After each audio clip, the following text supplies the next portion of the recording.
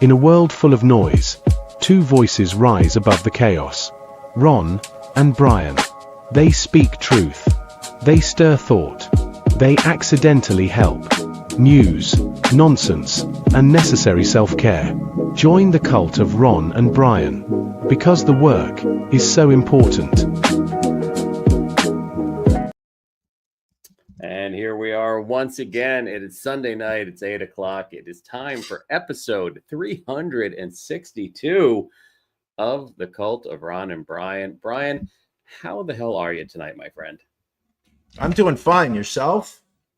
Listen, can't complain. You know, we were supposed to have, the weather forecast at the beginning of the week made it seem like we were going to have a lot of rain this week, but it ended up being a very nice weekend. I see you have a new T-shirt there. No. This is new. Same shirt. I forgot I had this shirt. I think I had this made by a company we don't do business with anymore. And as I was going through a closet, I just saw it there, and I was like, you know what? This is for the show. There you go. By the way, this actually belongs on our website. There's no reason why we're not selling this shirt. I think it would be a very popular item. So I think your wife would buy this shirt. How are you doing? More importantly, I'm good. I had a little pool time, had a little outdoor time, did some yard work this weekend. Getting the weeds and the vines under control. It's that summer kind of thing you need to take care of. I know you look down upon the people in your complex that do that work, but I get my hands in the mud. I take care of business. And you said this is summer work? Well, I mean, typically the weeds don't grow in winter. What kind of summer work are you doing? I'm doing hot podcaster summer work. Hot podcaster summer. That's all I wanted, Ben. Can I just say, I don't know if you've noticed, Brian, if you've clicked on the media assets tab, but fucking StreamYard updated the layout and now I can't find anything. Like it's all like jacked up. Maybe had you gotten onto the StreamYard more than 5 minutes before the show started, I would say that you possibly could have, seen the change of layout, familiarized yourself with it, and gotten into it. But you had more important things to do, so you were doing what you felt was more important. So I think that's on you, my friend. Well, then I found the theme song I need, so let's get into it with Drink of the Week. Drink of the Week. Na zdrowie. Salud. Drink of the Week. Sláinte. Drink of the week. Drink of the week. Drink of the week. Brian, what are you drinking this week? Episode 362. What is your special beer this Sunday night? My beer of the week teaches us all a lesson, a very valuable lesson, which is read the cans before you purchase it. Don't just grab something because it looks like a citrusy, crushable beer. This beer, right. First look, Ron, looks like a citrusy, crushable beer, right? I'm thinking it's like a shandy, something very, very drinkable. Now look at my disappointment. Look at this. 4.0 ABV, 3 carbs, and 98 calories. This is a beer for someone who's trying to take care of their body, which is not what we do here on the Cult of Ron and Brian. Ron, what I am drinking this week is the Daytime Session IPA, which you can see I'm holding up right now. Oh, is this cloudy? This is coming from our friends over at All right, we're going to, Ron, just edit that and post. This is from Lagunitas Brewing Company, the fine folks over here making Daytime Session IPA. As I said earlier, this is a 4.0 ABV, so I'm going to back end this with a shot of Crown Royal. This is a crisp session beer that's worthy of its name. It's a gentle canvas of malts and fluffifying oats splashed with a cannonball of hops. You know me, I love a cannonball of hops. Lots of Centennial and citrus hops, like lupulin sun rays shining down on puffy little malt clouds. This beer is more than just the 4% alcohol by volume that keeps it sessionable. It's the flavor. Perfect for when there's still work to do or work to avoid. But I've got a podcast to do, so I'm drinking Daytime Session IPA.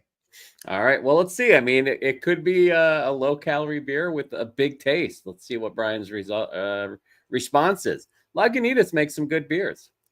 You know, it is citrusy. It is definitely citrusy. It does have that hoppy aftertaste that I'm not a huge fan of, but I will absolutely drink this beer and not bitch about it. Good. That's rare, but it's good. Ron, speaking of which, what are you drinking this week? So to honor our friends at Broken Goblet Brewing, who celebrated their 11th anniversary this weekend with their goblet stock yesterday, my wife and I were in attendance along with our moderator, Marty Jardy. This was, full disclosure, this was a paid appearance for myself and Marty. Very rare that Brian doesn't get invited to these kind of events, but I guess this was a very special kind of angle they were going. So they said, Ron, can you bring Marty? And we'd be happy to cut you both some big checks for showing up and promoting Goblet Stock. So congrats to them for 11 years. And so I pulled some Broken Goblet out of my fridge. This is their Steinbeiser's Berry Treasure. It's a watermelon cream ale that is on nitro. So it's in the nitro can. It's 4.6%. It's like it sounds. It's an ale infused with watermelon and that great nitro creaminess. Still delicious. Still one of my favorite Broken Goblet beers. Again, you get the tartness from the watermelon. You get the smoothness of the cream ale, and then just made overly creamy thanks to the nitro that they can it with. No lactose? Not in this one. You haven't had a lactose-infused beer in a while. Is that True. An intentional decision? Are you anti-lactose right now, or is it just I don't think I'm going through a phase? I think I've kind of started to get away from stouts and the heavier beers, and that tends to be where you get a lot of your lactose in, not less in your lagers and your IPAs and whatnot. So that's all there is to it. All right. I'm glad you are enjoying it. Not pleased at the people at Broken Goblet for inviting you and our moderator. People are already in the chat screaming collusion. It is obvious. It is obvious that she cannot be trusted to be a objective moderator. I'm willing to let the people decide.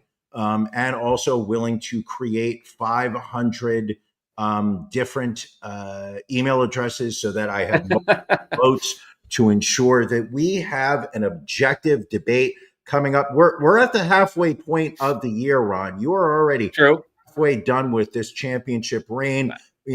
I am quite confident that I will be able to take you down simply as you have basically wasted the last 5.5 months just playing on GBT on Chat GBT. You're not actually you've not improved the show. You've let it languish just like a pile of garbage in Northeast Philadelphia. Speaking of your home, that is. However, I would like to just point out that when I become champion, this show will be better.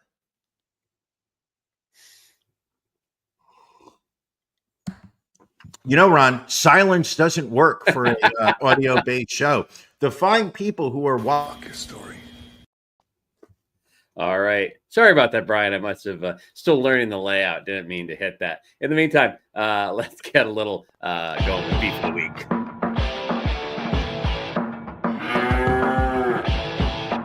Ron and Brian's Beef of the Week.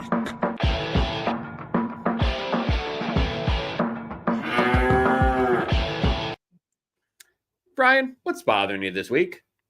I am, Ron. I'm bothering me.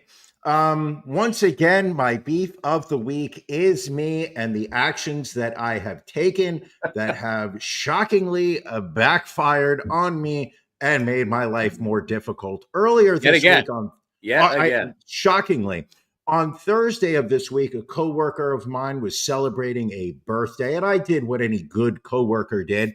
I took my friend out for a couple drinks at the 6 Point Brewing Oh yeah, store. Right, they've got Six in Point. They've got Brooklyn. a brewery. No, they've got one right there in the Oculus by the literally a block south of the World Trade Center Memorial. So if you're ever in New York City, Ron, and you're paying your respects at the 9/11 site, where almost 3,000 people had their lives snuffed away by extremist Muslims flying hijacked airplanes. There's no better way to end that somber experience than going across the street and having several beers at 6 Point Brewing. So I had 2 beers that day at 6 Point. I had a lovely sour. You know me. I love a good sour beer. I didn't know that they did a sour. They do. It was just delicious. Then I moved on to a Mexican lager because you know me. I like a good Mexican lager. And You're then a sucker for a good lager. My buddy at work, he had dinner plans with his lady, so we went our separate ways. He thanked me for taking him out for a birthday beer, and I went home. And on my way home, I remember that I had a pinter, which was contained a Mexican lager, had what felt like maybe a 1.5 beers left in the pinter. So I brought it home, opened it up. And apparently it had a lot more than just 1.5 beers in there. How many beers were in there, Brian? Not really sure. I wouldn't say that we were exactly keeping track of exactly the number. We'll just say that there was some beer left over. It was more than 1.5. We'll just put it there. Nobody was counting. But so now I realize I've opened it up, exposed it. Now the carbonation is going to be completely off. I can't just seal it closed. No, you got to do something with that remaining liquid. I've got to finish this. So and remember, I had Mexican lager in there, so I just had to keep drinking it. And I'm going to say this to you: I knocked out the remaining beer. I knocked out the remaining beer. Also made the tragic decision of not eating dinner that day. I was like, listen, I'm having so many calories from beer. I'm having so many calories from beer that it was just, I didn't need any additional food. Sure. So now I've got beers on an empty stomach, right? This many on an empty stomach. What do I do when I finish? My pinter, wash it out, rinse it out, and decide I'm going to start brewing my next beer. Oof. It feels like maybe you should have just washed it, let it dry, and maybe do that tomorrow. Like that should have been like a next day sober Brian thing. Yeah. No, that's not the way it played out. So I opened up the next pinter that I had all ready to go.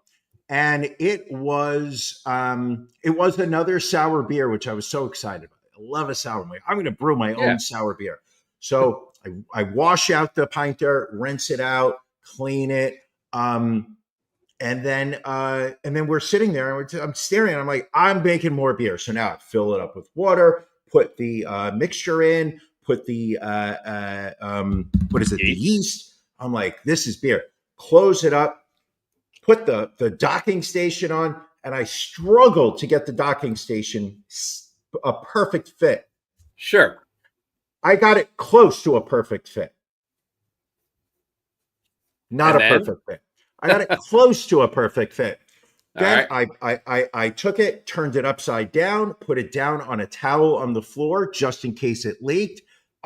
Put my hand on the towel, just absolutely dry. And then I left it. I went to sleep. Woke up the next day, felt the towel just to make sure everything was good. Absolutely dry, not a problem. Yesterday, and keep in mind this was Thursday, so I wake up Saturday morning and I'm walking over to the coffee pot to see if there's any more coffee because I could use another cup. And I'm wondering why this white towel has a has a pinkish hue, just like George Costanza had a pinkish hue. I'm like, that's not good. Put my hand on it. This thing was sopping wet, and who knows how long for. So clearly, I did not close this pinter properly. It was not perfectly sealed. Beer was leaking out. The whole thing was ruined because once it's leaking out, the carbonation is off. I had to dump the whole thing out. Now the whole place smells like fruit juice. Ironically, my lady does not like the smell of food unless No. eating it at the moment. Doesn't want that. She wants a clean house smell. This was not generating one. So I did a lot of cleaning, a lot of apologizing. And after the show, maybe tonight, depending on how I'm doing, probably tomorrow, I will make another attempt at brewing a pinter. But I am not. And there's the pillow. We expected it. I am not going to. Okay, so I will not do pinter tonight. I will pint tomorrow. We'll give it another shot, but I will do it. All right. That's the lesson. Don't drinking. Don't pint while drinking. Ron, Yes. bothering you? So what's bothering me? My back, Brian. Literally my back. So we talked last week about the July 4th party that we had here. And then, in the days leading up to the July 4th party, we had taken some time off to get some cleaning done. We were cleaning up the garage. And at one point, I lifted something up. Didn't lift with my knees, Brian. Always lift with your knees. And I felt just like something spasm in my back. And so I was in, you couldn't tell because, I was a trooper, plowed through the July 4th party. But I was in a good amount of discomfort for that. Really? And then, started feeling better. And then yesterday, I guess I must have slept on my back wrong, woke up in pain again. Now still a little, twingy. It sucks getting old, Brian. I mean, there's no two ways around it. I would say, listen, I think, what have you done to try to make it better? I've tried to ease up on lifting things. I've got like some of those heat wraps that you put on it. But yeah, it's just tough. Is JoJo insinuating that I have refrigerated trucks filled with dead frogs? Well, we know that there was a frog massacre. So it was just I think it's only fair to assume that is exactly what she's referring to. I mean, I will say earlier today, I was out shocking the pool. You have to do that once a week, And what did you do? Get naked? Yeah, exactly. I did a little naked dance in front of the pool, just shocked it ridiculously. And my wife was out there. She's like, "Hey, you know what?" She's like, "We haven't seen any frogs yet this year." And I was just like, "Don't talk about the frogs. Whatever you do." That's priceless. That's priceless. Don't mention it. Yeah. It was the Great Frog Massacre of 2024. Apparently. Yes, apparently. Sure. Shocking. Well, Brian, shocking. Let's get into our stories of the week. As our fans know, these are the stories that just tickle our fancy for one reason or another. Brian, what is your story of the week this week? My story of the week takes us to Palm Beach County in Florida. I usually avoid any story having to do with Florida, but this one grabbed my attention on multiple fronts. Ron, do you have a photo of Jessica Arruya? I believe we do. Odd that the Daily Mail decided to use this photo, accentuating her physical assets. I'm sure there were a lot more photos of her from her quinceañera, where she was more covered up. Here's my story. It goes, as I said, Florida. A Florida horse clinic. That is correct. We're in the veterinarian's world. So, JoJo, I want you to keep your ears open, and I want to hear what your thoughts are. A Florida horse clinic mistakenly paid a receptionist with a veterinarian's checks, and now the $60,000 a year employee stands accused of stealing hundreds of thousands of dollars.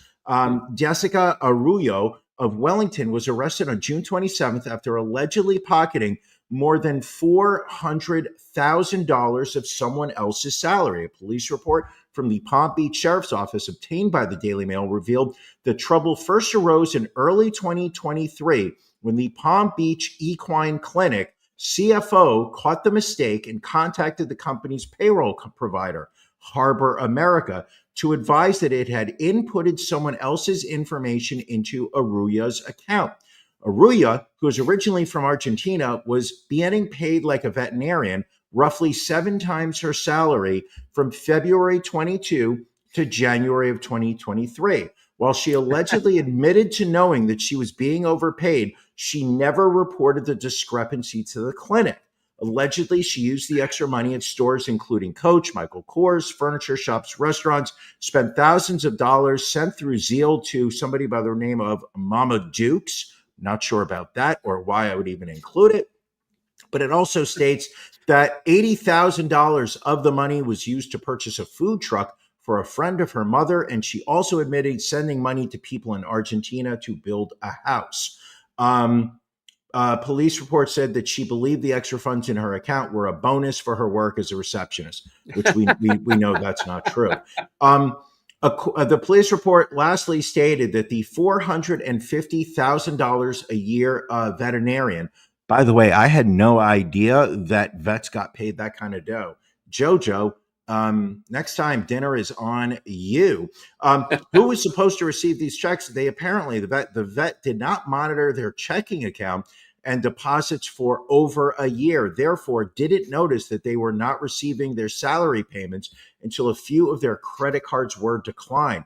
So she gets arrested for theft and is currently she's been charged with grand theft of $100,000 or more and money laundering of $100,000 or more when she remains in custody at Palm Beach's main detention center. And I argue that this woman deserves to be free because I do not see what the crime is. Now, had there been evidence that she had gone in and changed the salary information, now we're talking a crime. But apparently in America, which the great Randy Marsh thought was still a free country, apparently if somebody puts money into your bank account that doesn't belong to you, you have no claim to it whatsoever. I don't buy it. There's a lot of shadiness in this story, it seems like. So you're telling me that for 11 months, there were no systems of checks or balances in this company to see that this person was getting more money than she should have been. And then Agreed. You mean to tell me that somebody who apparently was making close to almost $500,000 a year went 11 months without realizing that they weren't getting paid? Correct. I mean, yeah, I agree with you. And again, someone hands you money. Now, I will say, perhaps after that first month or that second month, like her excuse, well, I just thought it was a bonus for a job well done. All right, well, you are answering phones, but sure, I don't think you're not going to get a $500,000 bonus for that. But yeah, I agree with you that I don't think she should be in jail. Like, she took advantage of the situation, but I think they should work out a way for her to repay the money. Most of it's spent. Most of it's spent. She spent $80,000 on a food truck. She went to Coach. She went to Michael Kors. I believe she returned about $180,000 of it. The rest of it's just spent. It's gone. I just don't see this as being I do not want to live in a world where this is a crime. Where if your payroll provider decides to put money into your bank account as part of your direct deposit and the number is wrong, that you do not reach out to that's not your money anymore. That's the fault. It's either the employer or it's the payroll provider. Whoever made that mistake in terms of the data entry, that's who should be out of this money. This woman has no right to be. This woman should not be in jail. All right, I agree with you. We very often are not in agreement. This time, I'm in agreement with you. Very good, Ron. What story are you bringing to the table this week? So my story. And could be disturbing for some folks out there. We are going out to Riverton, Illinois, where a man out there is facing charges of both child pornography and sex with an animal. So we have a mugshot of Benjamin Tarr, age 39, facing 3 charges of possession of child pornography and 2 charges of sex with an animal. Court records show that between December 2024 and June 2025, Tarr possessed pornographic images of children that, quote, defendant knew or reasonably should have known to be under the age of 13. In another case, the victim was likely under the age of 18. Charging documents also said that Tarr, on at least 2 occasions in June, had sex with a cow. The court document said, quote, he placed his sex organ in the mouth of the animal for the purpose of sexual gratification. You would hold on. What kind of sexual deviant is willing to risk the wherewithal, the safety of their penis? Cows can bite. Cows can chew. Yes, they do. They have like 8 stomachs. Once that thing is swallowed, there's no way you're getting that thing out whole anymore. This isn't like a Jeff Galooly. That wasn't Jeff Galooly. Who's the guy who had his penis cut off? John Wayne Bobbitt. John Wayne Bobbitt. This is not John Wayne Bobbitt. Once it gets past, even better context from Joe here. They've got a sandy tongue, also, probably like a cat. Like that thing's gonna oof. So anyway, 2 of the child pornography charges are Class X, the most severe in Illinois. A 3rd child pornography charge is a Class 1 felony. Interestingly enough, Brian, the sex with an animal charges are only Class 4 felonies. But the Class X felonies carry up to 30 years in prison. Like, I feel if he goes to prison, he's not going to have a good time. They don't look kindly upon child sex offenders. And I imagine once it comes out that, you may have face fucked a cow. I feel like that gets your ass kicked in the yard. Yeah, I'm going to have to say that's just nasty. Yeah, without a doubt. So we'll follow up on that one when that court case comes down. We'll check on that. Feel free not to update me on that. Pass on that one. I might be better off just forgetting about that story. Also, it is time for us to issue a mea culpa, an apology to one Mr. Jeffrey Epstein. We found out this past week from the president, from the head of the director of the FBI, that apparently there was no Epstein client list. And he apparently committed suicide, even though there was no evidence against him. He was just, I guess, a misunderstood New York financier. Well, I think the argument is that he was not providing these women to other individuals. Excuse me, girls.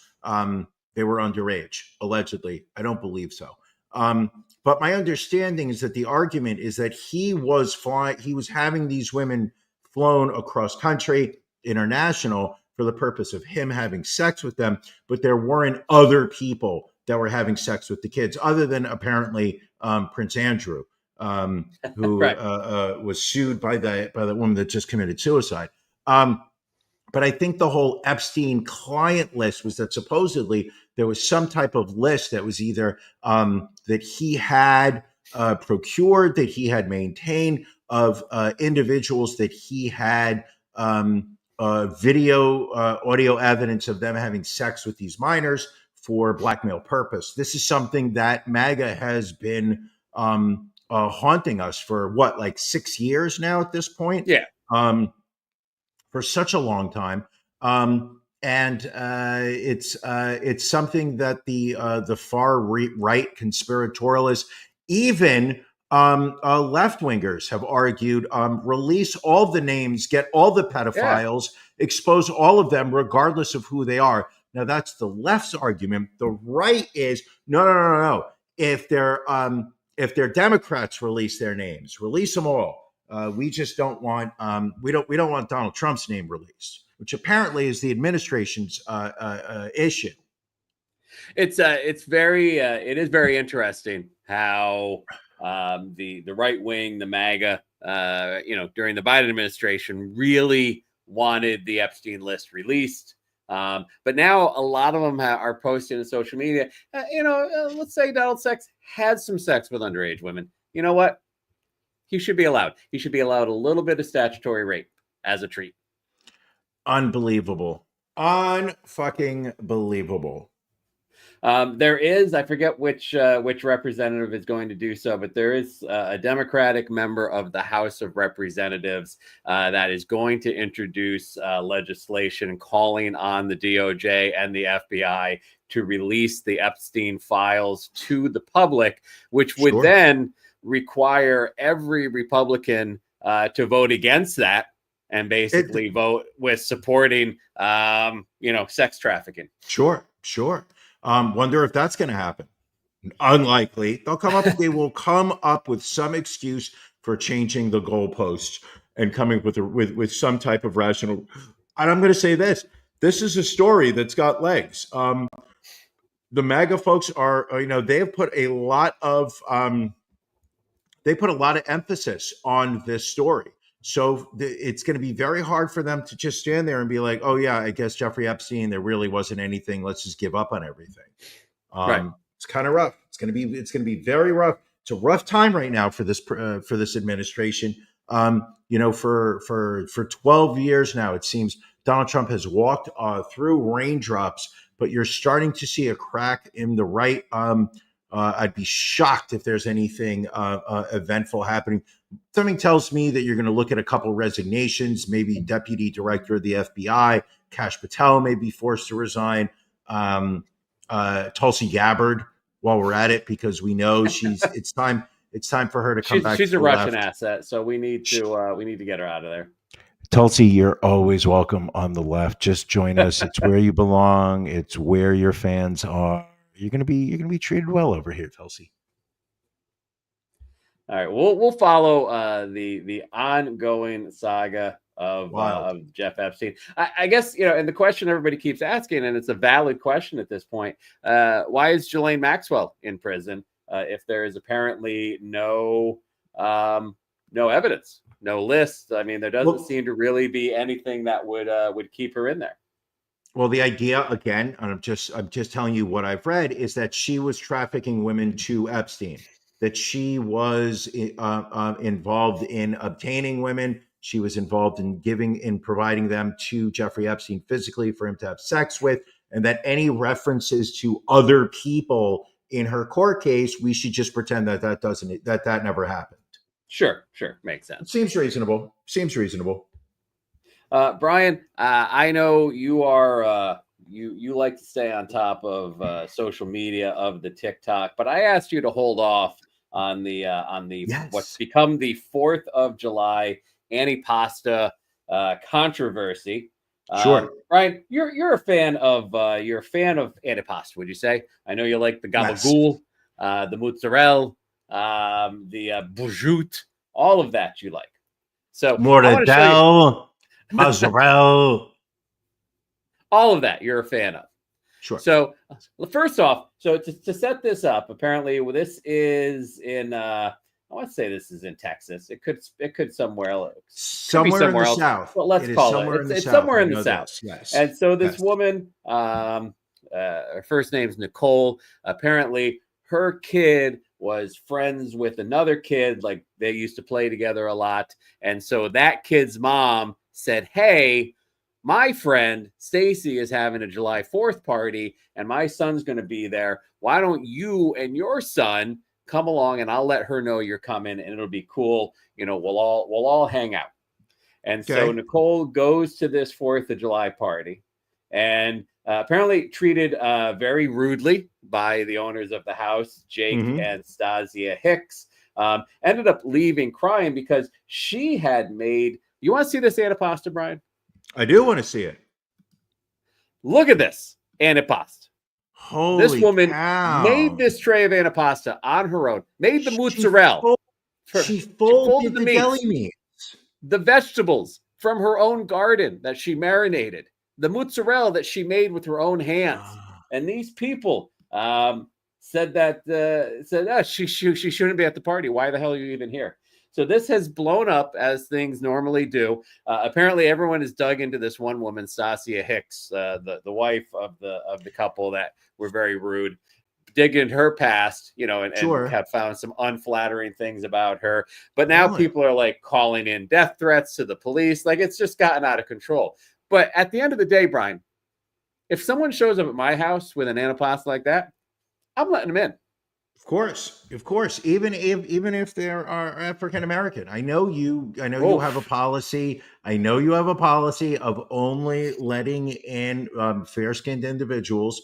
But if you're telling me that somebody shows up at my door holding that, I'm going to tell you something. They're sitting on the couch. Yeah. They are sitting on the couch. I'm giving up my chair. I'm giving up my chair. You're opening the bottle of your best bourbon and offering them a glass. Like, they're getting whatever they want. They can have my wife for all. I mean, I literally will offer the physical pleasures of my lady if they are going to put this in front of me. I mean, look at this. I see multiple different types of salami. I see tomato. I see what looks like roasted peppers. There's a balsamic vinegar glaze over it. You mentioned the mozzarella earlier. I don't know what that is in the lower left-hand corner, but it looks. I want to say that's like it looks like it's artichoke hearts or something along those lines. Oh, fucking hell! This thing. I'm going to tell you something. You bring this thing to New Jersey, you can charge $99.99 for this. Oh, you may not get $125 for it. People may be like, "Oh, what are you, out of your mind?" I'm going to tell you something. You can easily get high 90s for this thing. You're telling me some woman shows up and is then mistreated? The disrespect. This is why I won't go south of the Mason-Dixon line, because my people are not welcome. And this woman, Stasia Hicks, she tried to put up her own video, like explaining, what had happened. And she just, she got like torn apart. And then she also said that the 4th of July, it was, quote, not a party, but a get together of people who knew each other. So that automatically became a meme as well. So was the woman invited or no?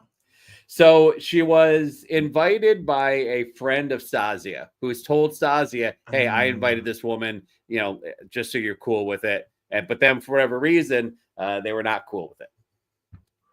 Oh, ungrateful garbage. I mean, you just got to move on. I mean, that is a ludicrous platter. A ludicrous platter.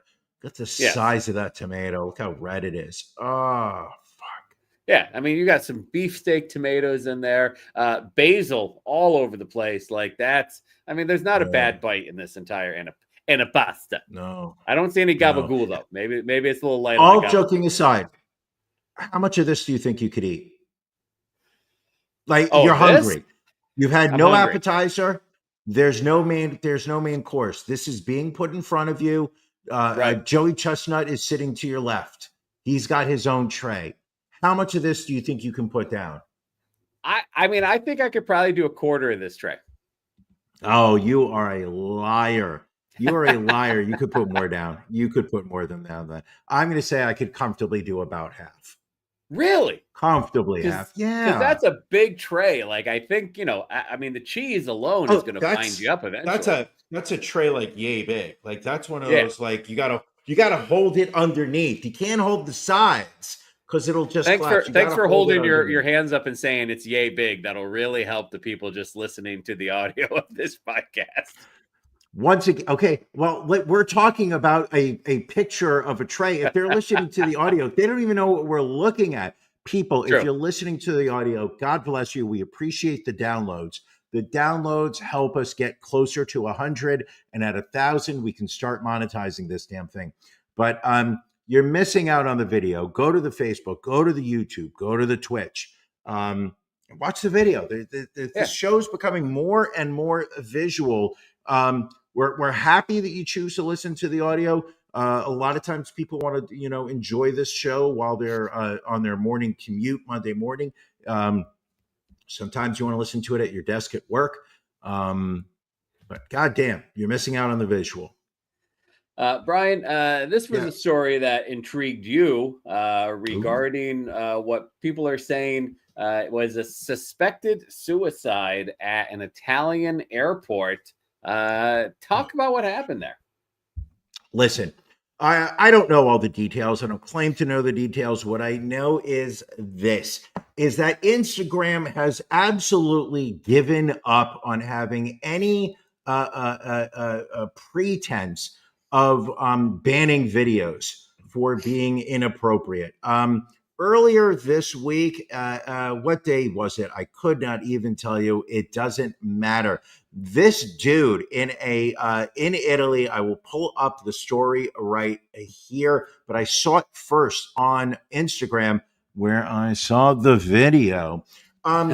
Andrea Russo, who apparently was neither a passenger nor an airport employee, evaded multiple security checks at Milan Bergamo Airport around 10:30 this past Tuesday, was spotted sprinting towards a taxiing aircraft when he was killed. Russo, who is from a small town about 10 miles away from the airport, was seen throwing himself into the left engine of the plane, which was carrying 154 passengers. Now, I watched the video of this. This dude runs past the right engine, runs underneath the plane, starts to approach the left engine, and just gets sucked in. Like he either sucks in or he just does a header. You ever watch one of those like pole vault people where like they're running, and then they jump up, but like there's like a weird turn with their body that they do? This guy's body does that going into the left engine. And literally, you just see all the people on the tarmac, the workers who were chasing him, immediately put their hands up. And as they're doing that, you see his body get spit out the front. He didn't go through the whole thing. He just, and then gets spit out the front. So you don't even know what kind of ground beef, pork veal combination got spit out the front. He's Italian, so there was a lot of sausage, if you know what I'm getting at. A lot of gabagool.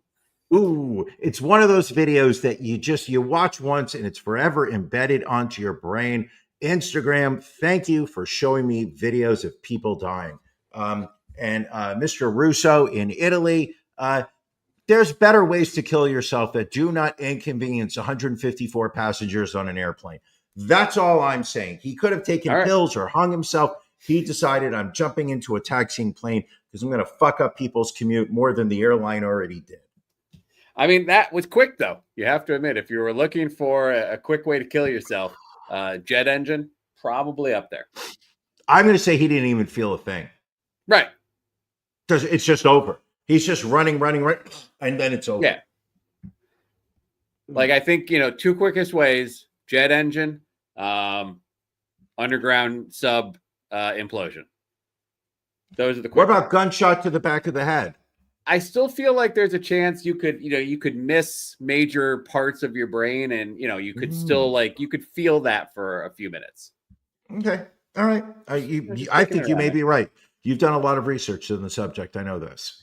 Brian, we're going to go up to your neck of the woods in New Jersey, where a police chief has been accused by 5 of his officers of turning the department into an animal house with harassment against his employees, including incidents of him defecating on the office floor, spiking the office coffee pot with Adderall and Viagra, and jabbing one officer in the penis with a hypodermic needle. So this is Chief Robert Farley, a veteran of the North Bergen Police Department. He is also accused of harassing officers outside of the office by sending packages containing sex toys and gay pride flags to their homes, as well as retaliating against them by denying promotions and assigning officers to the night shift, according to notices to sue that the officers have submitted to the Township of North Bergen. Brian, defend your state. Listen, I'm going to just ask the question of when did it become illegal to have fun in the workplace? We understand the work needs to get done. But what I'm saying is, why is it we can't have fun at the same time? Now, the jabbing of the coworker with a hypodermic needle, I'm going to say he took it a little too far. All right, I You get think? it. But you can't defecate on the floor in the workplace anymore and have that just be kind of like, seen as a good joke. I mean, back in the day, we used to do that all the time. You'd go into somebody's office on a Friday afternoon, you'd take a dump on the floor, and then you would close the door and everybody would leave for the weekend. Knowing most office buildings shut off their AC over the summer, during Right. the weekend, why pay for the air conditioner? Trying to save electricity.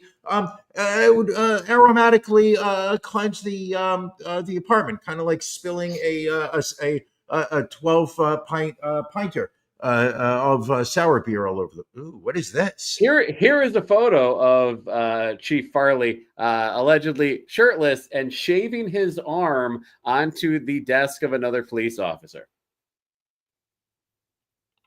Why does it look like that police officer is on one of those like wheelchair accessible like moto scooters? Where's his front arm? His left arm. Why is he shaving his arm? Is that illegal? You can't do that now.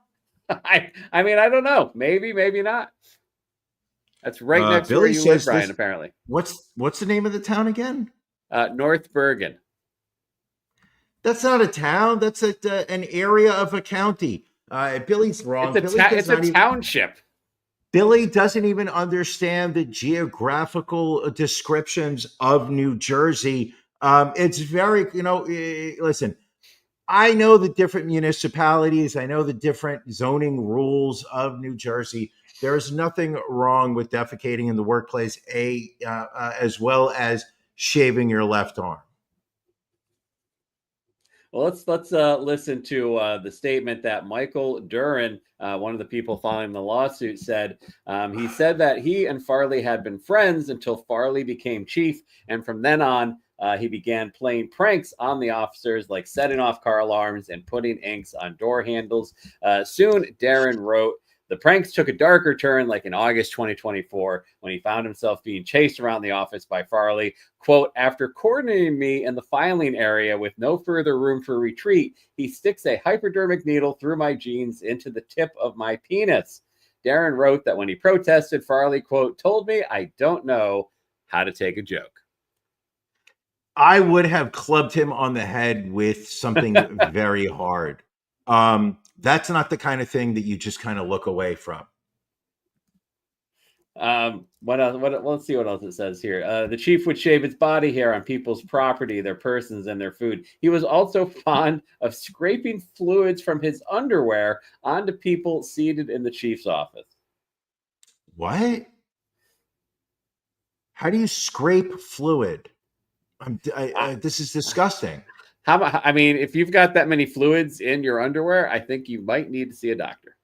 Yeah, I'm going to say that's nasty, and let's just walk away. Let's walk away from this story. There's no reason to defame the great state of New Jersey. No, you. I mean, when you lived in New York, you used to say that New Jersey was a cesspool. I'm not quite sure why your mindset has changed so much. I don't ever remember saying that. I remember saying that I only hoped one day to be well enough to be able to afford to live in the great state of New Jersey. Understood. Well, let's move on to our next story. Not that we, enjoy people's struggle based on who they support or who they voted on politically. But we have a story of a New Hampshire man, originally born in Canada, moved to the United States when he was 3 years old, has a green card, did not get his citizenship, claims to be a Donald Trump supporter. However, he recently was stopped trying to come back into the country from Canada. And was turned away, was not allowed to come home and return to New Hampshire because of previous convictions he had in 2004 and 2007. This gentleman right here, this is Chris Landry, lives with his partner and 5 children in New Hampshire, currently in Canada with no guarantee that he will ever be able to return to the United States again. He says, yes, I was a supporter of Donald Trump, but now I'm maybe thinking that the administration isn't really here for the people. Shocker. Oh, you don't Shocker. say. Yes. So, what were the grounds that the Border Patrol refused to allow him back into the country on? So in 2004 and 2007, he had faced charges of marijuana possession and driving with a suspended license. And because of that, they said, you're not coming back into the country. If you try to enter the country again, you will be detained.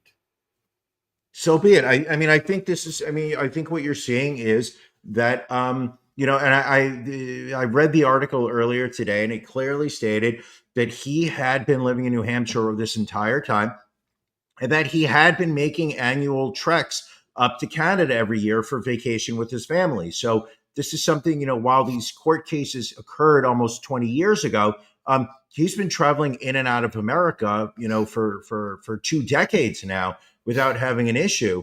And now under this administration, suddenly the rules have changed.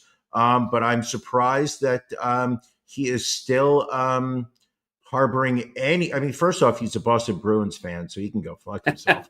Second of all, it's just the lack of anger in his voice I found very shocking.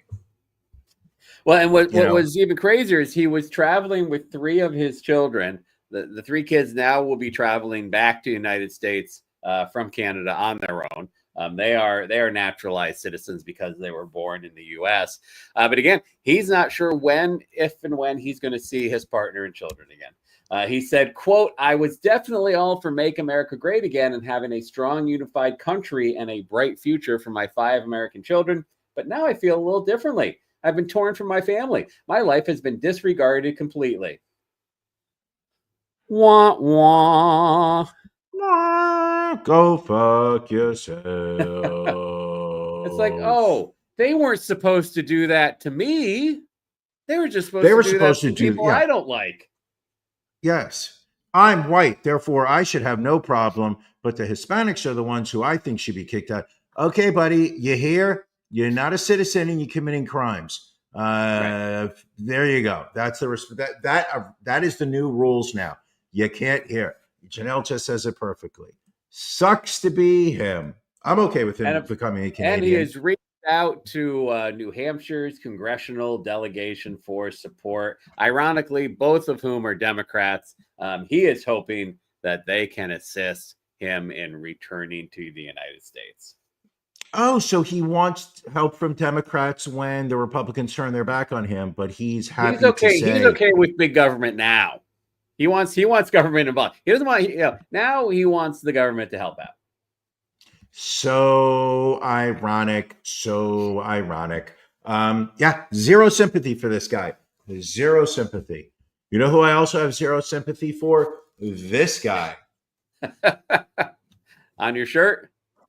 Yeah. Listen, it was a poor judgment of not knowing what the ABVs were on my beers that night.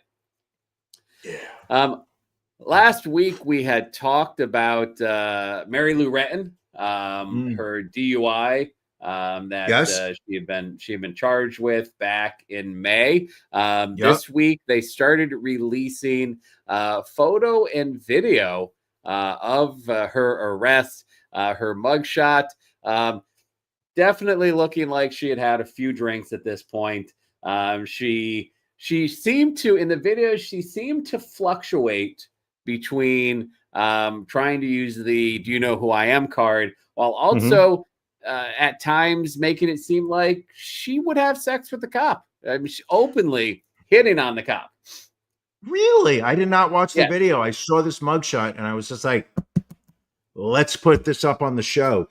She looks a little bleary eyed. Can we agree on that? Yes. You know who she almost looks like facially? I mean, if you look at the eyes, they're very similar. Yeah, she looks like she'd been having a good time. Now I'm going to have to watch that video. I didn't know she was flirting with the cop. Yeah, so she was arrested in West Virginia after police pulled over her Porsche and found her in the driver's seat with a screw top bottle of wine. Why the screw top? I mean, Jesus. What's interesting is, so if in some of the other photos, she nearly died from double pneumonia, 3 years ago, I think we're looking at. And she still wears oxygen. Like if you look in the video and some of the photos, like she's got the oxygen tubes in her nose. Like, again, she was an Olympic level athlete who nearly died. I think she might be taking a little bit better care of herself. You would hope so, but wasn't she anti-vax? I don't remember if she was or not. I don't know. I still want to judge Mary Lou Retton. I need more ammo to judge her for. Ron, may I ask you a question? Of course you may ask me a question. What are you watching? Oh, well, it's been a week, Brian. Can I say I went out to the movie theater on Friday night for the first time in a long time. Wow. Saw the new Superman movie. Ooh, how was it? You know what? I got to say, I enjoyed it. I was a big fan of the original set of Superman movies with Christopher Reeve, minus Superman 4 Quest for Peace. That one was kind of ass. I remember you and I went to see, I think the only one you didn't like was Superman 3. You and I remember we went to the theaters to see it when it came out, and you were like, afterwards, you're like, Ron, this is completely unrealistic. I can see, a man flying. I can't picture a black man being able to operate a computer. And I said, Brian, that is not a healthy mindset to have. And it was just a great movie otherwise. But the new Superman was very, very good. Not as dark as the Henry Cavill Superman movies. It went back to kind of its traditional comic book roots. Okay. I didn't know that Henry Cavill were dark. I never saw any of them. Man of Steel was a little on the darker side. Really? It had that, they filmed it very much like the Batman movies. Yeah. Do you think I would like that? Because you know me, I like them dark, despite your comment about computer users. Yeah. Listen, and apparently the world liked it as well. 122 million opening weekend in the US, $217 million around the world. Apparently setting up a reboot of the DC cinematic universe. We've got, I think they're going to have a Supergirl movie. There's going to be a Green Lantern show on HBO Max. But yeah, it's I would say go out and see it. Also watched the movie Ballerina, which is part of the John Wick universe, which Keanu Reeves does have a cameo in it. Enjoyed that as well. And then in the continuing home run that is the Trainwreck series on Netflix, watched The Real Project X, which was about this girl in the Netherlands who had created an invite for her 16th birthday on Facebook. This is 2011, 2012. Somewhere around there. Yeah. Did not realize that she had made it public. So people started spreading it around. Ended up with 350,000 people invited to this small town in the Netherlands. People showed up and damage and hijinks ensued. Did you ever get around to watching it?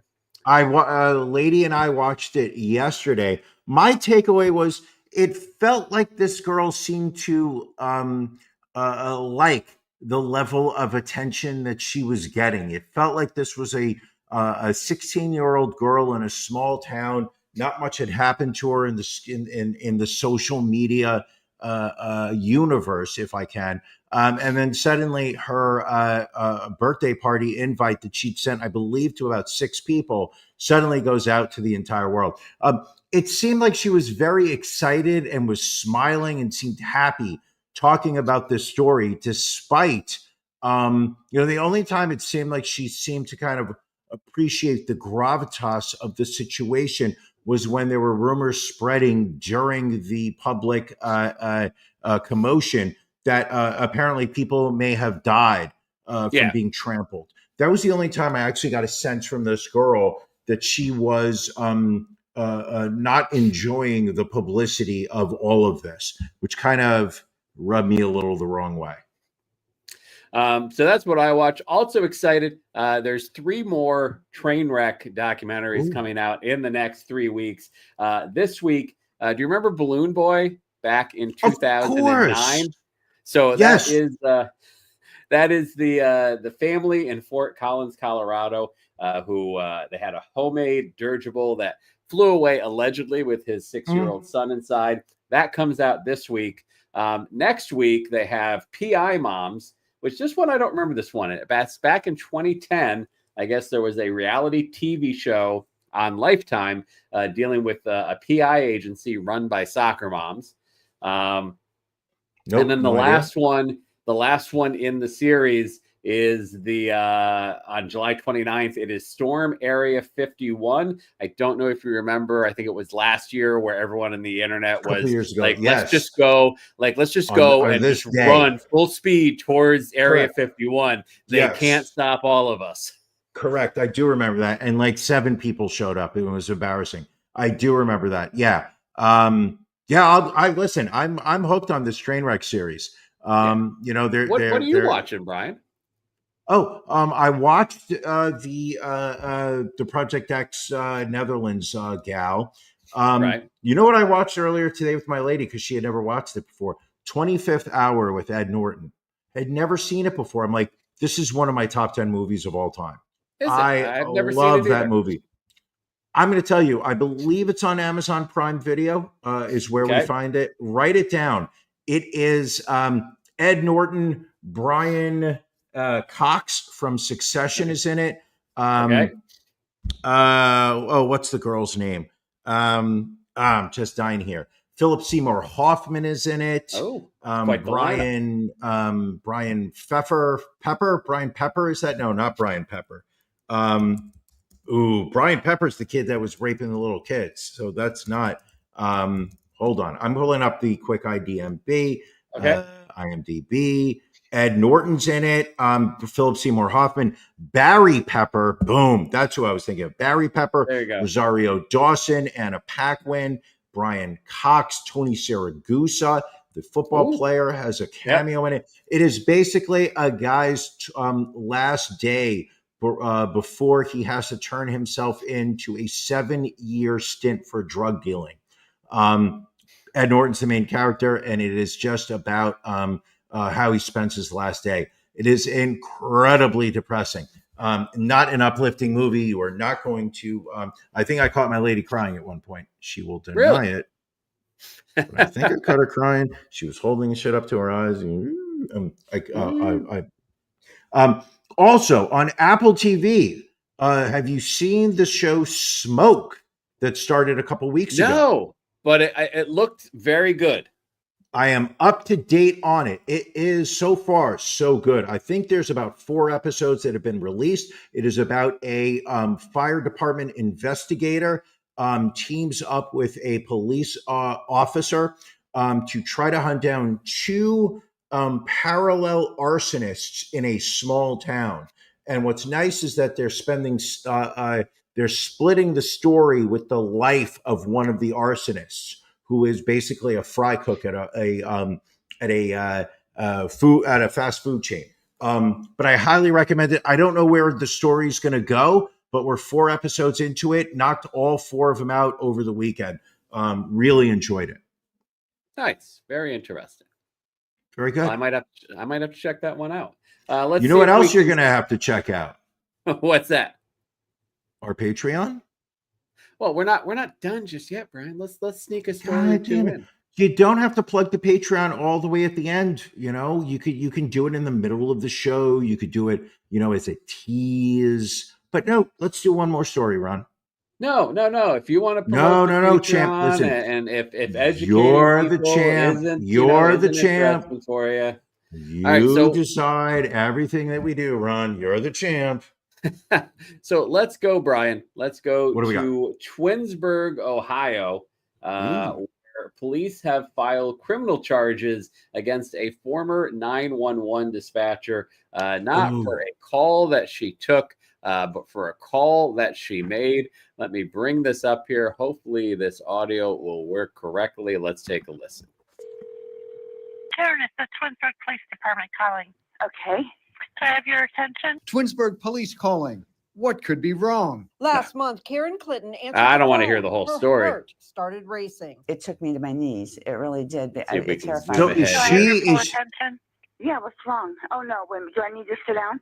No, you don't need to sit down. Everything's fine. So I had no idea. No emergency, no crisis, but Karen left stunned. The dispatcher told her she had won a prize, saying she had called the police 183 times in the last 15 years. Plus, the department had conducted hundreds of traffic details on her street, including over 1,000 traffic stops in the last 5 years on her block. Karen admits she's a neighborhood watchdog, but she didn't think she deserved this. So you win the prize, and it's called the Booby Prize. You are the dumbest person to call this police department on a repeated basis.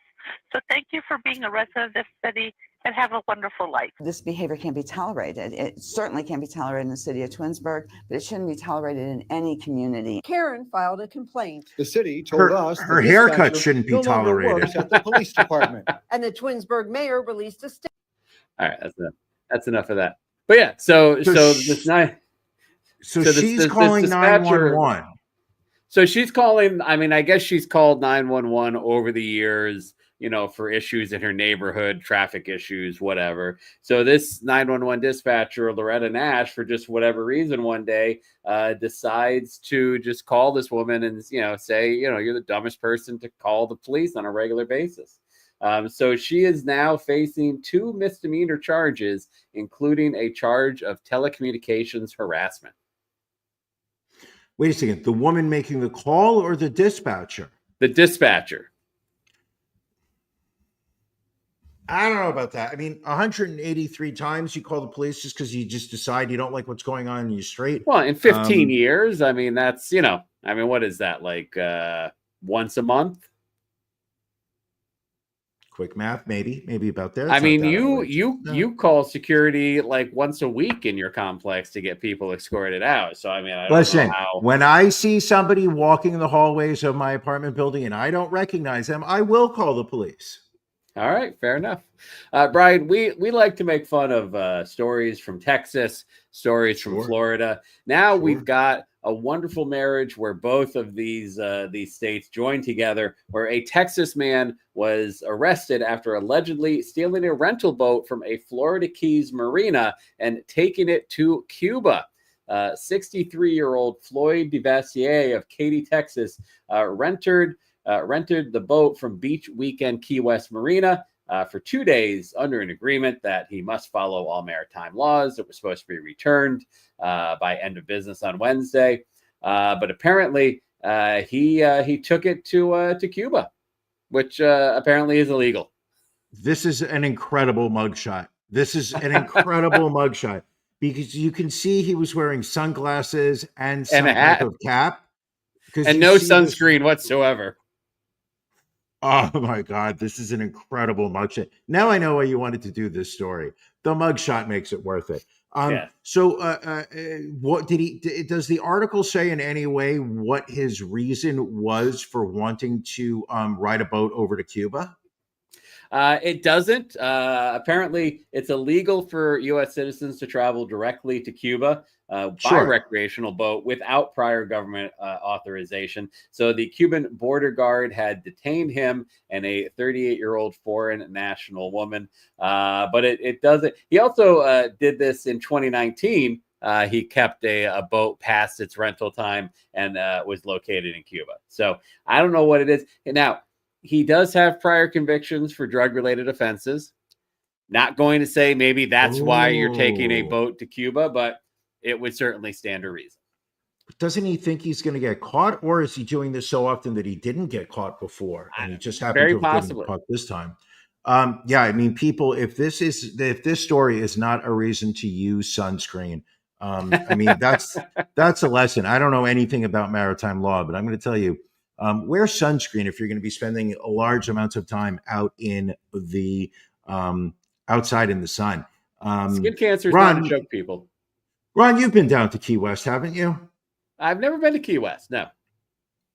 Overrated. It is. It's overrated. It's like a 4-hour drive from Miami, and then when you get there, it's pretty much one day, unless you're like part of like just going out to bars and drinking, which I feel like I'm past that point on it as a vacation. I feel like I want to do stuff. I don't want to just sit at a bar and drink. I could sit at a bar a block away. But it's not overrated, Brian. Our Patreon, which everybody really, if you haven't taken a look at it, please do go to cultofronandbrian.com, click in the upper right-hand corner, and you can become a patron. You can do it for free, but you can also do it for as little as $5 a month, $10 a month. If you join at $10 a month or higher, you get to join our After Dark, which will be starting in about 20 minutes. It's another half hour of entertainment, the spicy, saucy, sexy stuff that we don't put on the main podcast. And we're just a couple weeks away from our next pajama party. That's an hour-long episode where we allow our Patreon subscribers to come on with us. And then we have a little trivia contest, which it'll be Can You Beat Ron? Coming up in just 2 weeks from today. So check it out. We think you'll like it. Yes, and we're gonna be testing your skills on the Kahoot app. Let's see how good you are on that game. I look forward to it. I welcome the challenge. All right, let's get another incredible episode. Ron, 362. They said we would never get past 361. We proved them today that this is something that we can do. We're not a flash in the pan, Brian. We are here for the long run. The real deal. Also, folks, if you've been following our social media, Brian and I are in the running for America's favorite couple, being run by Variety Magazine. We made it through the first round. Second round ends this upcoming Thursday. We are currently sitting in 9th place. Top 15 make it to the third round. You can vote for free once a day. You can also do multiple votes if you want to make a donation to the 2 charities they have listed. So if you haven't, go to our Facebook, go to our Instagram, and you will see the link there. Please vote for us daily. I would think of nothing more hilarious than Brian and I to be America's favorite couple. How great would it be? Now I have a question. Are there different categories, or this is just one shot? There's one people. There's one category, and that's one favorite couple. So of all the people that vote that have entered submissions to be America's favorite couple, you and I are ranked 9th in the entire We're number country. 9 at the moment. Yes. I fucking love this. Oh, I fucking love this. Please, people, please go to the website, go to our social media. You will see a link to it. And also please do us a favor. And I don't beg, I don't ask for favor. Share with your friends. You spread the word. Let your friends know this is a gag. This is fun. Be part of that fun. Make this like a Project X kind of thing. It was kind of like for American Idol when the Stern Show kept getting Sanjaya put through the round after round. This week, think of us as America's Sanjaya. We are, and we're not embarrassed to admit. No, not at all. All right. Well, thank you for joining us, Brian. Anything else before we wrap up and get ready for After Dark? I don't think so. I believe we are good to go. All right. Well, thank you all for joining us. We'll catch you again next week. Thank you for joining us for the latest episode of The Cult of Ron and Brian. A non-tax deductible contribution can be made by subscribing to our Patreon. Visit cultofronandbrian.com and click on Become a Patron. We'll see you again next week.